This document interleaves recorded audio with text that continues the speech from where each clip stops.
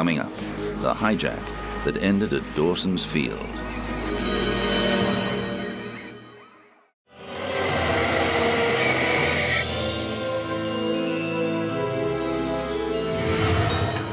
It became known as Black September. The month of the lives of hundreds of aeroplane passengers lay in the balance. More than 300 people were taken hostage when Palestinian extremists hijacked 4 airliners between September the 6th and September the 9th, 1970. 3 of the flights landed at Dawson's Field, a desert airstrip the militants renamed Revolution Airport. On September the 12th, they blew up the 3 aircraft to demonstrate their resolution, moments after the last 40 passengers left the aircraft. The dramatic footage of massive jet fuel explosions and billowing smoke mesmerized the world television audience and put greater pressure on the affected governments. The People's Front for the Liberation of Palestine, a segment of the Palestine Liberation Organization, said it had taken the drastic step because it believed military action was about to be launched to retake the plains. The guerrillas were constantly battling Jordanian forces in the streets of Amman, with the hotel housing most of the hostages taking heavy fire. Although the terrorists had successfully captured 2 flights, with the third brought in later by an unaffiliated sympathizer, 2 hijackings did not go as planned. The taking of LL Flight 219 was foiled when pilot Uri Bar-Lev put the Boeing 707 into steep nosedive and threw the 2 terrorists off balance. The flight landed safely at Heathrow, where Layla Khaled was taken into custody. The other would-be hijacker, Patrick Arguello, died from injuries received during the struggle. A 4th flight refueled in Beirut, where another 9 militants boarded the plane and diverted to Cairo after its pilots successfully convinced the hijackers that the 747 was too big to land in the desert. It was wired with explosives and blown up a few moments after the passengers disembarked. The PFLP's demands included the release of Layla Khaled and Palestinian prisoners in Germany, Switzerland, and Israel within 72 hours. At a press conference in Amman, the Marxist-Leninist group transfixed the world as it outlined its manifesto. To make it clear to the whole world that PFLP is not a bloodthirsty organization, we have released all women and children and sick gradually since the first day. PFLP had also transferred the rest, that is the 40 passengers, who are classified as suspects under interrogation or hostages by the revolution, have transferred them into a more cozy place. Nevertheless, these people are now living in much better conditions than that on the airfield or in our refugee camps, and they will be kept there until our prisoners are released. PFLP had destroyed completely today the 3 planes, practicing one of its strategical lines to hit the imperialist and Zionist interests all over the world, and in reaction to the stand of the imperialist and Zionist powers. Behind the scenes, there was tension between allies Britain and the United States after British Prime Minister Edward Heath decided to secretly negotiate with the terrorists. US President Richard Nixon, on the other hand, favored direct military action. He instructed his Secretary of Defense, Melvin Laird, to arrange for PFLP positions to be bombed in retaliation for the hijackings. However, Laird told his president inclement weather made this impossible. He later admitted that this was an excuse to avoid carrying out the order, as he thought it would damage American interests given the country was already fighting a debilitating war in Vietnam. Nixon also announced that armed air marshals would travel on US commercial flights and that security would be stepped up at US airports. Calling hijacking piracy of the skies, he called on the international community to suspend airline services with countries that refused to punish or extradite hijackers. The British government quickly assessed that a military solution was impractical and concentrated on resolving the standoff through diplomacy. It successfully negotiated an extension of the 72-hour deadline, and 6 days later, after an assurance that Khaled would be freed, Most of the women and children were released.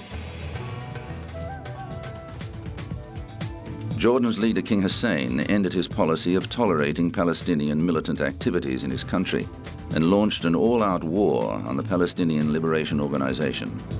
The situation reached crisis point when Syrian tanks crossed the border. Hussein took the unprecedented step of secretly requesting that Israel launch a counterstrike, an appeal it denied. Within a year, the PLO had been driven from Jordan and set up headquarters in Lebanon, an act that was to have bloody consequences for that country.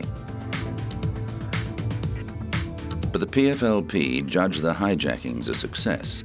Spokesman Bassam Abu Sharif recalled the confusion among some of the American passengers who had no sense of the geography or history of the Middle East. One man thought they'd landed in Africa. No, Abu Sharif told him, you are in Jordan and we are Palestinian guerrillas. The man had never heard of Palestine. By the time the situation was resolved, many more Americans knew about the Palestinians' grievances. The events of Black September were the prelude to a more violent chapter in the struggle for the Palestinian cause. The 1970s saw several more hijacks and some deadly actions, including the massacre of Israeli athletes at the 1972 Munich Olympics and the murder of 27 people in the lobby of Israel's Lod Airport. Layla Khaled now lives in Jordan with her husband and sons and has renounced her support of hijacking as a valid means of protest. However, she says she stands by her actions in 1970 and believes the hijackings brought the Palestinian cause to world attention and demonstrated that governments could be held to ransom when the lives of their citizens were under threat. After the Dawson's Field hijackings, air travel was never the same again.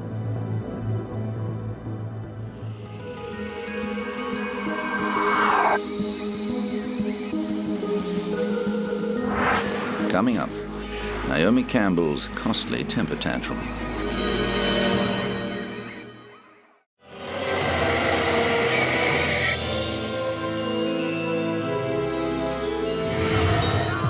World-famous supermodel Naomi Campbell attracts attention wherever she goes. Since starting on the catwalk at the tender age of 15, Campbell has built a lucrative career in the beauty industry. She's appeared on the cover of Vogue, posed nude for Playboy, and starred in a string of music videos.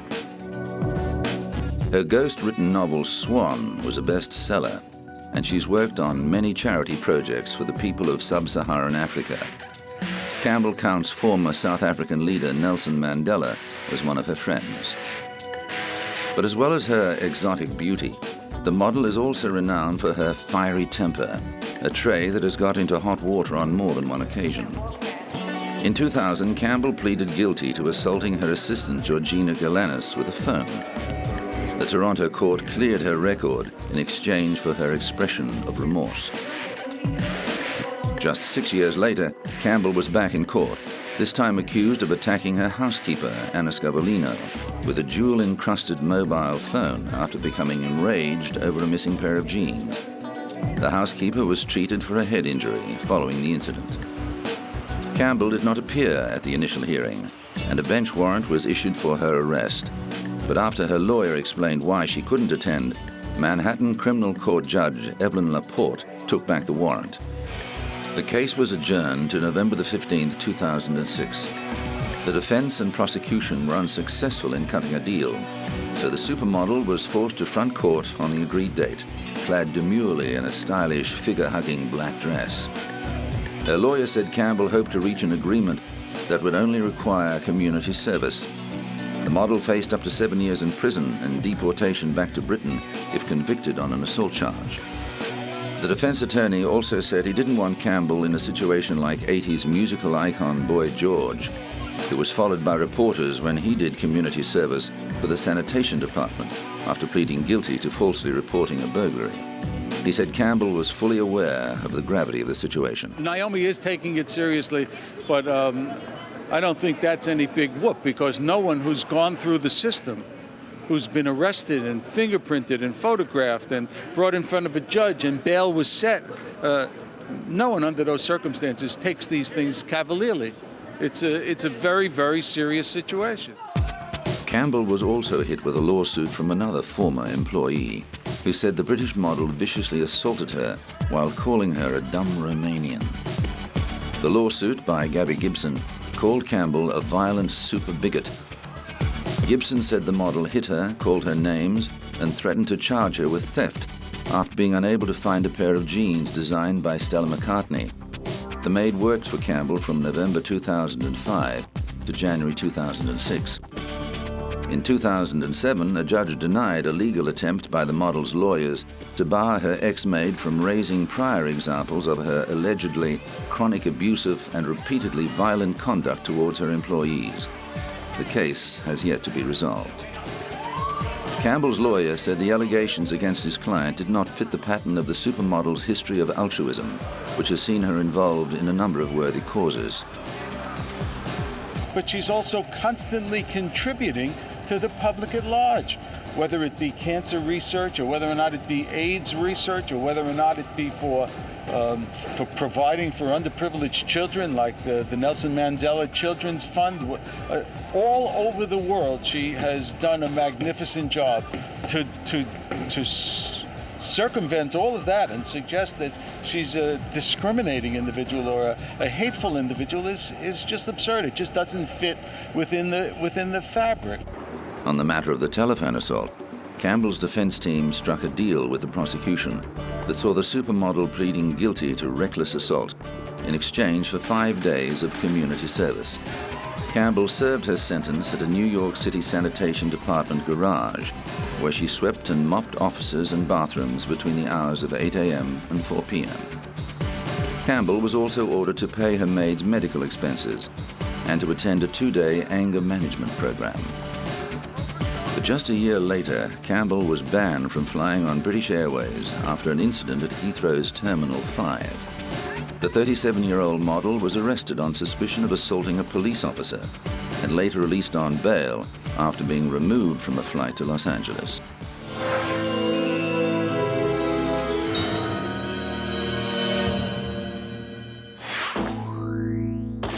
Britain's police traditionally patrol without firearms, but Liverpool's gangland wars of the mid-90s were so violent that Mersey police took the unusual step of taking to the streets fully armed.